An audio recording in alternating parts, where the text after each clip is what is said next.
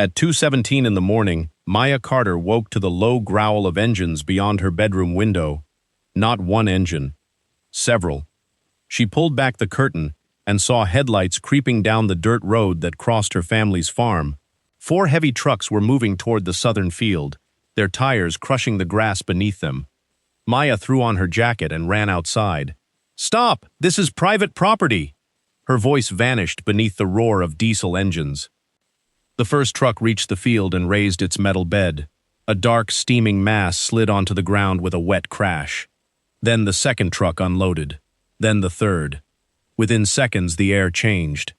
A sour, sugary odor spread across the farm. Sweet at first, then sharp enough to burn Maya's throat. She could see crushed sugarcane mixed with thick gray sludge and streams of dark liquid. Waste from the sugar mill. "What are you doing?" Maya shouted, rushing toward the nearest driver. "You can't dump that here." The driver kept his window shut. He would not even look at her. Load after load covered the field where Maya had planned to plant vegetables in the spring. The waste spread across the soil like a dark, steaming blanket. By the time the final truck turned back toward the road, Maya was standing ankle-deep in muddy runoff.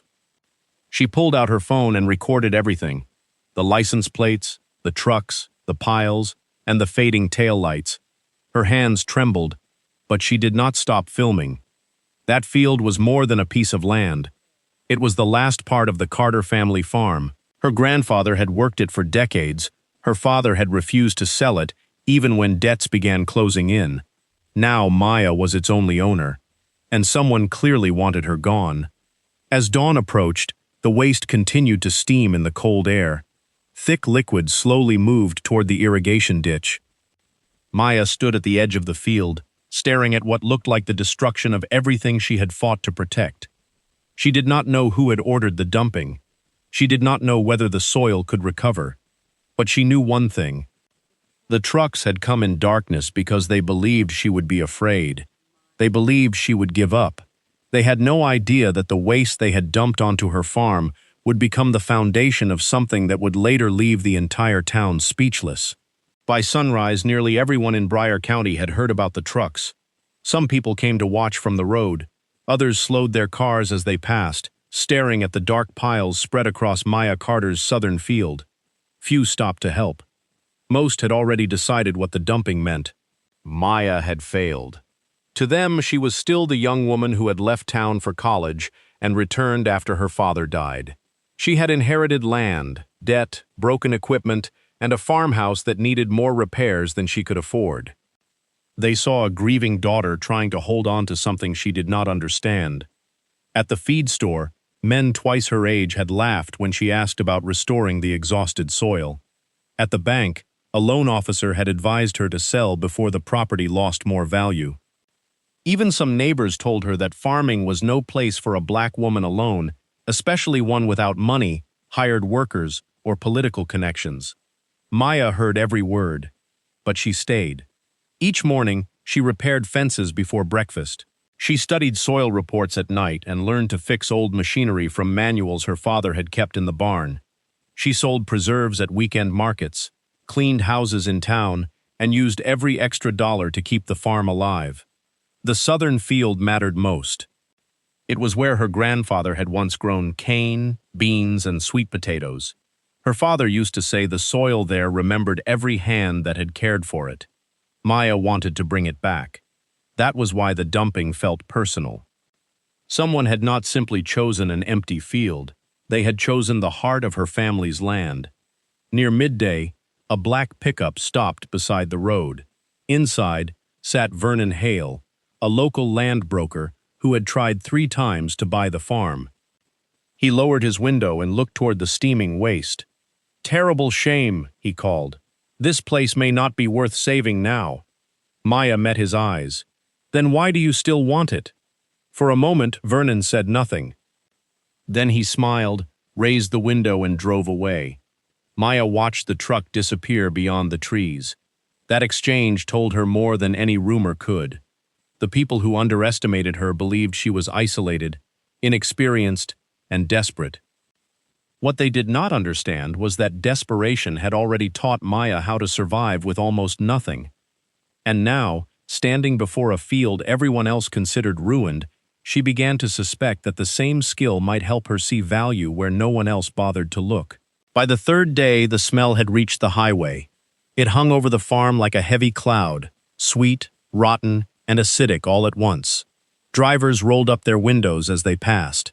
Neighbors complained that the odor drifted into their kitchens at night. Maya barely slept. The waste had begun to change. The piles were settling, heating, and releasing dark liquid into the low spots of the field. Flies gathered along the wet edges. A section of young greens near the southern fence had wilted overnight. Maya took photographs every morning.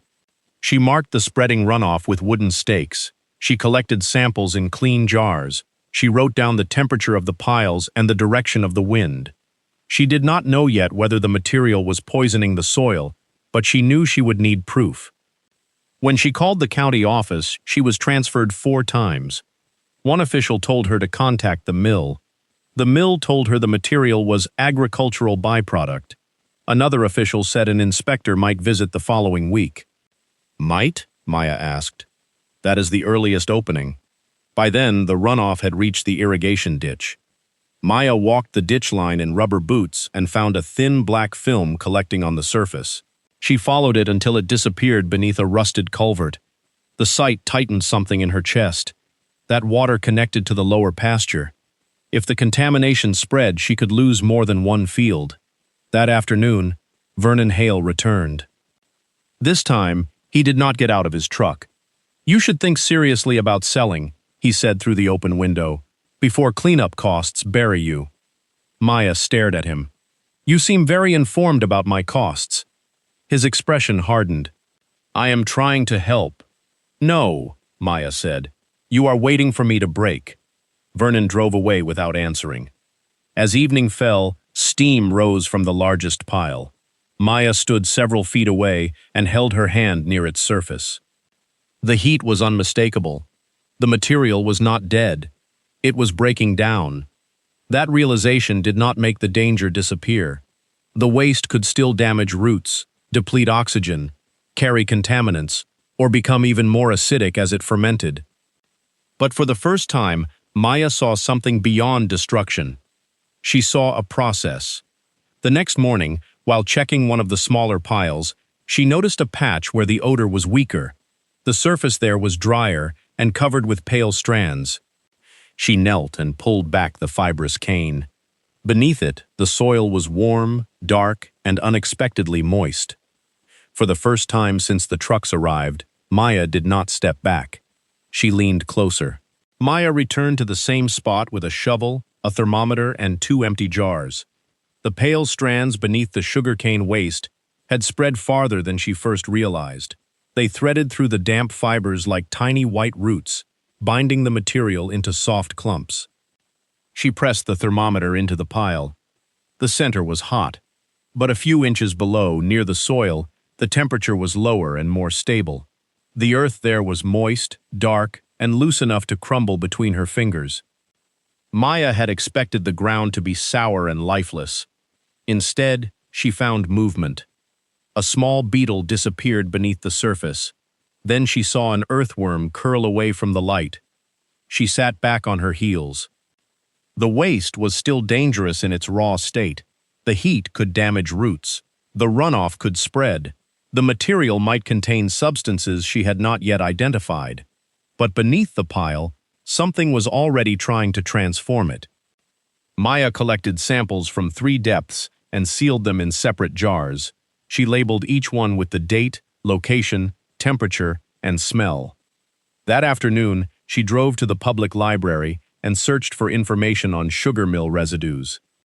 She learned that bagasse, the fibrous material left after sugarcane is crushed, contained large amounts of carbon.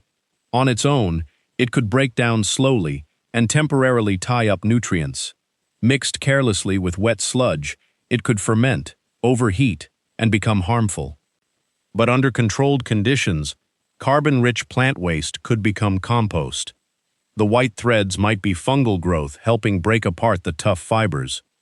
Maya read the same paragraph several times. The discovery did not mean the entire field was safe. It did not mean she had found a miracle solution. It meant the waste had properties, and properties could be studied. Over the next 2 days, she created 6 small test plots at the edge of the field. In some, she mixed the bagasse with dry leaves. In others, she added old manure from the barn. One pile she left untouched as a comparison. She measured heat, moisture, smell, and runoff. From the road, the experiments looked ridiculous. 6 small squares beside mountains of waste. People slowed down to stare. One man shouted, "You planting trash now?" Maya ignored him. On the 4th morning, she lifted the cover from the first test pile. The sour smell was weaker. The material was darker. And beneath the surface, the pale fungal threads had grown into a delicate white network. Maya reached into the pile and held a handful of warm fibers in her palm. For everyone else, it was still waste. For her, it had become evidence. Maya's first encouraging results made her impatient. The smell had weakened in 2 test piles, the fibers were turning darker, and the white fungal network continued spreading through the material. For the first time since the dumping, she believed she might be able to save the field. So she moved too quickly. Instead of waiting for the material to finish breaking down, Maya cleared 3 narrow rows near the southern fence and mixed partially decomposed bagasse directly into the soil. She planted young bean seedlings, squash, and sweet potatoes. For 2 days, everything looked normal. On the 3rd morning, the bean leaves began curling inward. By sunset, pale brown marks had appeared along the edges. The squash seedlings sagged despite the damp soil, and several sweet potato slips collapsed completely. Maya checked the moisture. There was enough water. She checked for insects. There were none. Then she pushed her hand into the soil beside one of the dying plants. It was hot, too hot. When she pulled the seedling free, its roots were brown and soft. A sharp fermented odor rose from the planting hole. The unfinished waste was still actively decomposing. It was generating heat, consuming oxygen, and creating conditions too harsh for young roots. Maya stood in the damaged row, staring at the plants she had killed with her own decision. From the road, someone laughed. By afternoon, photographs of the wilted seedlings were circulating around town. People said Maya had finally proven what they had known all along. She did not understand farming. Even Vernon Hale drove past slowly enough to see the damage. That evening, Maya carried the dead plants to the barn and laid them across an old work table. Her first instinct was to throw them away. Instead, she examined every root. The plants nearest the raw waste had suffered the most. Those planted beside the oldest test pile had survived longer. The failure had not happened everywhere in the same way. That mattered. Maya returned to her notes and compared temperatures, moisture levels, smells, and mixing ratios. She realized she had treated decomposition as if it were a finished product. It was not. The material needed more time, better airflow, and a more balanced mixture. Some piles were too wet, others contained too much compacted sludge. The process had to be managed, not merely observed. The next morning, Maya removed the remaining seedlings before more roots were damaged. It felt like surrender, but it was not. She rebuilt the piles with looser layers, added dry leaves and aged manure, and turned them to release trapped heat. The town saw dead plants. Maya saw a warning. And this time, she intended to listen. For the next 3 weeks, Maya stopped trying to grow crops. Instead, she focused on learning how to make the waste safe. Every morning before sunrise, she walked through the test area with a notebook, a thermometer, and a long metal fork. She recorded the heat inside each pile, checked the moisture by hand, and watched how quickly the smell returned after turning the material. The piles were no longer random mounds. Each one had a purpose. In one, Maya mixed bagasse with dry leaves. In another, she added aged manure from the barn. A third contained more soil, while a fourth was built in thinner layers to improve airflow. She kept the wet sludge separate. That was the hardest part to manage. When too much of it was added, the piles became heavy and compacted. Air could not move through them, and the sour smell returned. When the mixture was too dry, decomposition slowed. Maya learned to recognize the difference. A good pile felt damp but not soaked. It smelled earthy instead of rotten. It warmed gradually rather than burning hot. At first, progress was slow. Her shoulders ached from turning the material. Blisters formed across her palms. Some mornings, she wondered whether the whole experiment was foolish. Then small signs began to appear. The flies decreased. The dark runoff became thinner. The harsh odor faded from the oldest piles. One morning, Maya pulled back a layer of cane fibers and found several earthworms moving through the material beneath. She froze. The worms had not been placed there. They had come from the soil. That meant the lower layers were becoming livable again. Maya carefully lifted a handful of the composting material. It was darker now, softer, and no longer recognizably made of sugarcane waste. She squeezed it. Only a few drops of water fell between her fingers. Nearby, the white fungal strands had spread through the woody fibers, breaking them into smaller pieces. Beetles moved beneath the surface, and the soil below was loose instead of sealed under a wet crust. The field was beginning to breathe. A week later, Maya built a shallow channel around the largest piles to keep runoff away from the irrigation ditch. She lined it with straw and planted grasses along the edge to slow the water. She also covered the piles during heavy rain and opened them again when the weather cleared. Nothing about the system was magical. It required balance, patience, and constant adjustment. But for the first time, the waste was no longer controlling the farm. Maya was controlling the process. By the end of the month, the oldest pile had lost most of its sour smell. Steam still rose from the center on cold mornings, but the outer layers had become dark, crumbly, and rich with life. Maya stood beside it with a handful of the finished material in her palm. What had arrived as an act of destruction was slowly becoming something else. Not soil yet, not fertilizer yet, but the beginning of a system capable of creating both. The discovery happened after 3 days of rain. Maya had covered most of the compost piles, but one smaller bed near the old barn had been left exposed. It contained aged bagasse, dry leaves, and a thin layer of finished compost from the oldest pile. When the sky finally cleared, she walked over to inspect the damage. At first, she thought the pale shapes near the surface were pieces of wet paper. Then she bent closer. They were mushrooms. Small, cream-colored caps had pushed through the dark fibers in clusters. Some were no larger than coins. Others had already begun to unfold like tiny umbrellas. Maya crouched beside them, afraid to touch anything. She had expected weeds. She had expected mold. She had not expected something so organized, so alive. The white threads she had seen weeks earlier were no longer hidden beneath the waste. They had spread through the softened cane fibers and produced visible fruiting bodies. The pile was no longer merely breaking down. It was growing something. Maya photographed every cluster before carefully marking the area with wooden stakes. She knew appearance alone was not enough to prove the mushrooms were safe to eat. Wild fungi could be difficult to identify, and she refused to take chances. Instead of harvesting them, she treated the discovery as another clue. The fibrous waste could support fungal growth. That evening, Maya read about cultivated mushrooms that could grow on agricultural residues under controlled conditions. Some species were able to use straw, corn stalks, sawdust, and sugarcane fibers as a growing medium once the material had been properly prepared. The idea stayed with her all night. The next morning, she cleared a corner of the barn and built 4 shallow growing beds.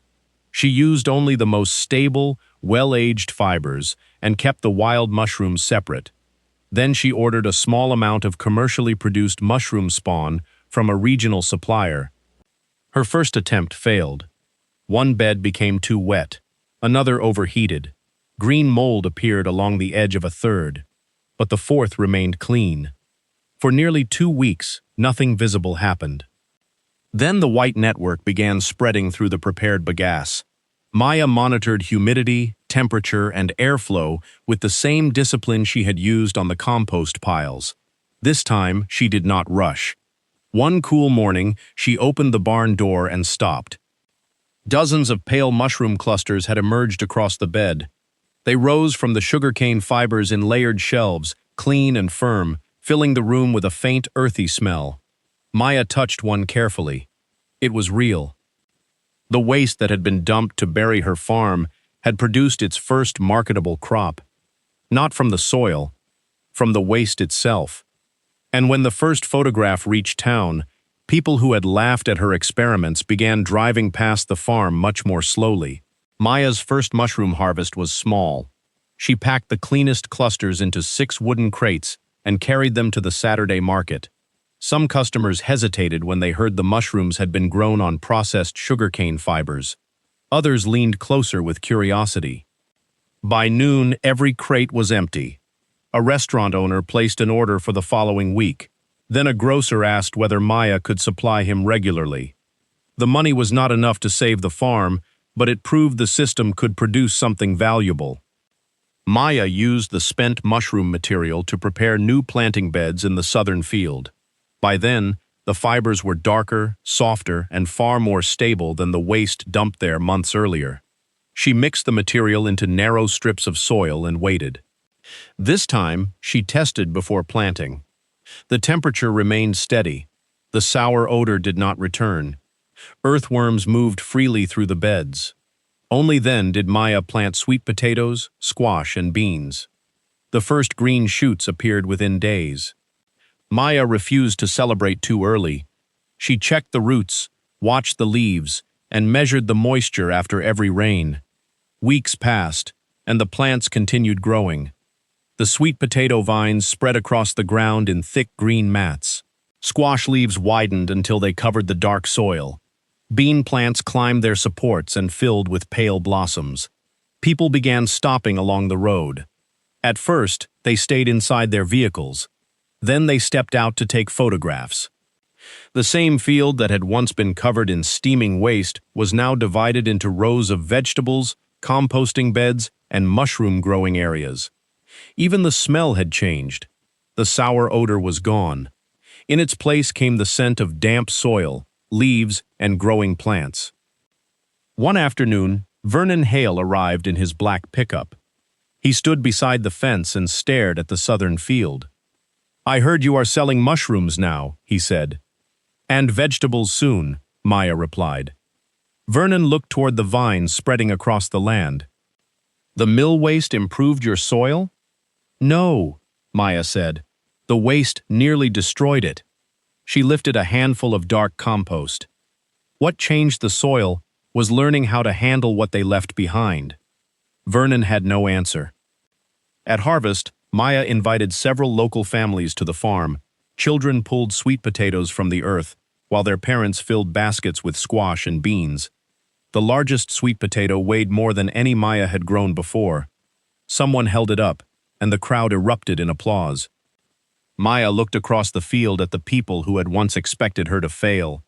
They were not speechless because she had discovered a miracle. They were speechless because she had turned an act meant to drive her away into a harvest no one could ignore. The farm's success brought attention Maya had never expected. First came local customers. Then a reporter arrived to photograph the mushroom beds and the restored southern field. When the story appeared in the county newspaper, it included one question no official had answered. Who had authorized the nighttime dumping? The article changed everything. 2 days later, a former sugar mill employee contacted Maya. He refused to speak over the phone and asked to meet at a roadside diner outside town. The man arrived carrying a worn folder. Inside were copies of disposal schedules, truck numbers, and handwritten delivery instructions. Maya recognized the date immediately, the night the waste appeared on her farm. Her address was listed beside 4 truckloads, but there was no disposal contract. No signature, no permission. According to the employee, the mill had been facing rising costs for hauling its waste to an approved processing facility. Someone had suggested using Maya's farm as a temporary dumping site, assuming she lacked the money or influence to fight back. Then Maya saw a familiar name written at the bottom of one page. Vernon Hale. He had identified the property and assured the mill that the owner was already considering a sale. If the dumping reduced the land's value, he could purchase it cheaply and later resell it to a commercial farming company seeking acreage near the highway. Maya's hands tightened around the paper. The waste had never been dumped randomly. It had been part of a plan. She made copies of every document and delivered them, along with her photographs, samples, and records, to a lawyer and the county environmental office. This time, no one transferred her call. Inspectors arrived within 48 hours. They examined the field, tested the runoff area, reviewed the truck records, and questioned mill managers. The investigation confirmed that the dumping had occurred without Maya's consent and outside the mill's normal disposal process. Vernon denied involvement, but the documents, phone records, and driver statements told a different story. When the findings became public, the town that once laughed at Maya's experiments gathered outside the county building. Some demanded penalties, others wanted the mill to pay for the damage and cleanup. Maya stood before the cameras holding the same folder that had exposed the plan. "They believed ruining the land would make me surrender it," she said. "They were wrong." The mill was ordered to fund environmental testing and compensate Maya for the unauthorized dumping.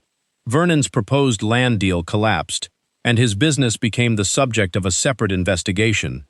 But Maya did not celebrate when reporters asked whether she felt victorious. The farm had survived because she had acted quickly, documented everything, and learned how to manage part of the waste safely. Another farmer might not have been so fortunate. What stunned the town was no longer only what Maya had grown. It was the truth that had been buried beneath it. 1 year after the trucks arrived, Maya stood at the entrance of the southern field and watched another line of vehicles approach. But this time, they came in daylight. Families, farmers, restaurant owners, county officials, and students filled the parking area beside the barn. They had not come to witness a ruined farm. They had come to learn from it. The southern field had become a carefully managed system. Rows of sweet potatoes, squash, and beans grew beside covered compost piles. Inside the renovated barn, pale mushrooms emerged from prepared sugarcane fibers. After each harvest, the used growing material returned to the field as soil amendment. Nothing was wasted twice. Maya had used part of the settlement to repair the farmhouse, improve drainage, and install a safer composting area. She hired 2 local workers and began buying clean agricultural residues from nearby growers under written agreements. She refused to accept unidentified sludge. What had happened to her would never become an excuse to treat every form of waste as harmless. Before any material entered the farm, Maya wanted to know where it came from, what it contained, and how it should be handled.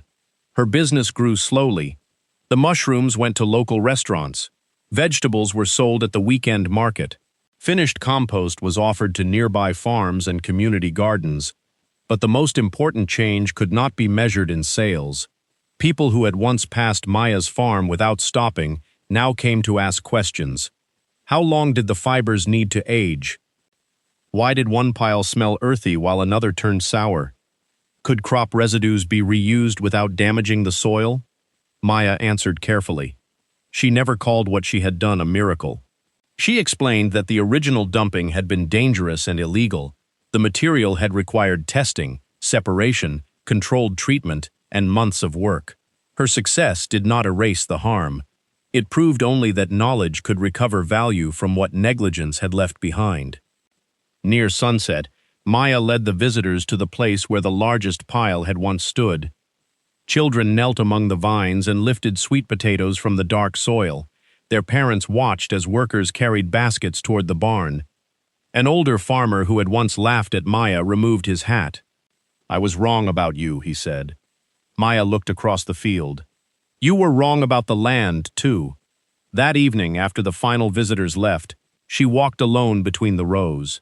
The air smelled of damp earth instead of fermented waste. At the edge of the field stood a sign made from wood, salvaged from her father's old barn. "The Carter Farm, nothing here is worthless until we stop looking closer." Maya rested her hand against the sign. They had dumped waste on her land because they believed she was powerless.